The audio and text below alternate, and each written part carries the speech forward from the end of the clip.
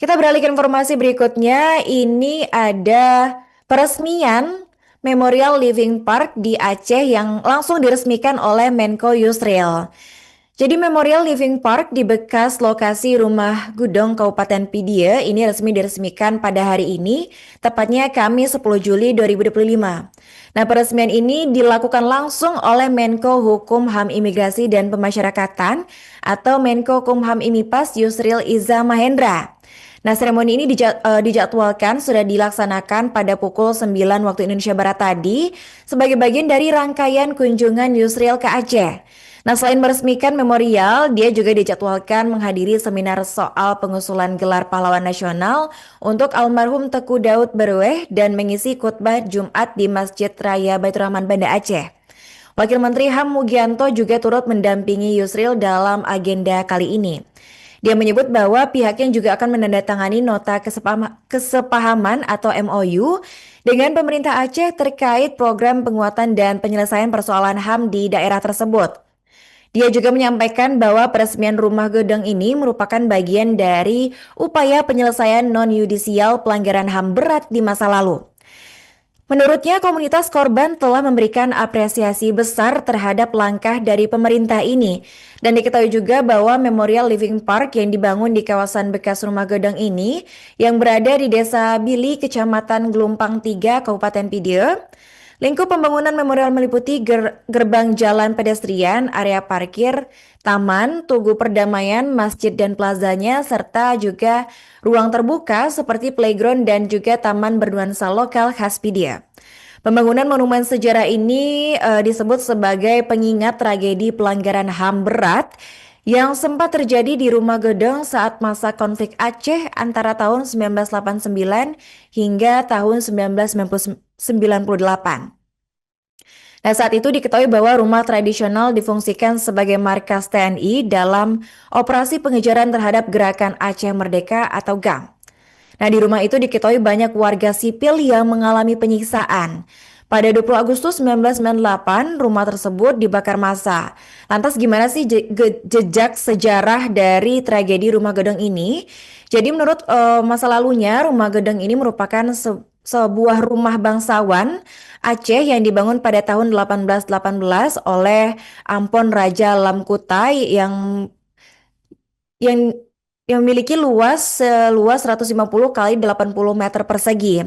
Nah, pada masa penjajahan Belanda, rumah tersebut sering digunakan sebagai tempat pengatur strategi perang yang diprakarsai oleh Raja Lam Kuta bersama dengan rekan-rekan seperjuangannya.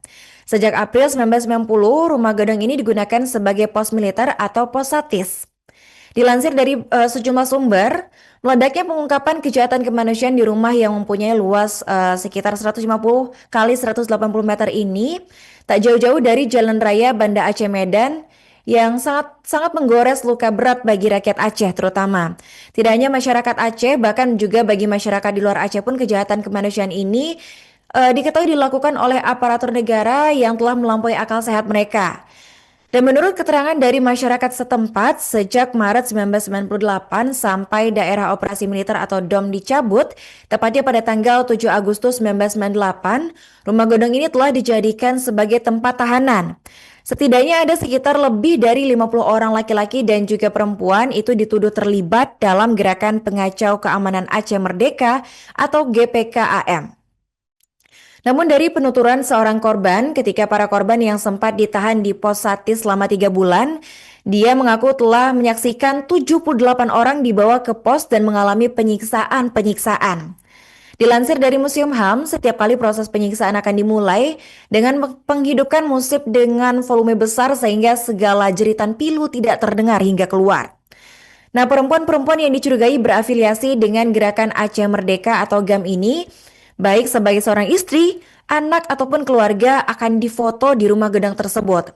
Lalu foto-foto perempuan tersebut dicetak dan ditempel di pohon-pohon di hutan dengan kalimat tertentu seperti tolong atau jemput saya. Nah, hal tersebut dilakukan supaya organisasi GAM ini yang ada di gunung turun dan menyerahkan diri. Penyiksaan diketahui dilakukan dengan menggantung korban, mentelanjangi, memukul dengan balok. Perempuan bahkan dilaporkan ada yang diperkosa juga, disiksa dengan keji lalu dibenamkan ke dalam septic tank. Dalam operasi Jaring Merah yang ditetapkan pada tahun 1990, Vidya menempati area operasi sektor A yang artinya termasuk area utama. Dan rumah gedung ini merupakan salah satu pos satuan taktis yang strategis yang terkenal dengan penyiksaannya. Meskipun lokasi rumah gedung yang berjarak tidak begitu jauh dari jalan raya, tetapi jika sudah masuk ke sana itu sulit rasanya keluar dengan selamat. Dan peristiwa tragis itu terus berlangsung hingga 7 Agustus 1998, di mana Menteri Pertahanan atau Panglima ABRI Jenderal TNI Wiranto mencabut status DOM di Aceh.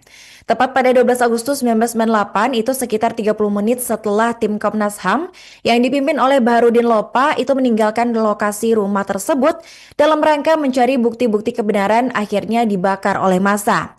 Tentu hal ini sangat disayangkan karena telah hilangnya bukti penanda sejarah atau monumen historis adanya kekejaman dan kejahatan manusia yang terjadi di tempat ini.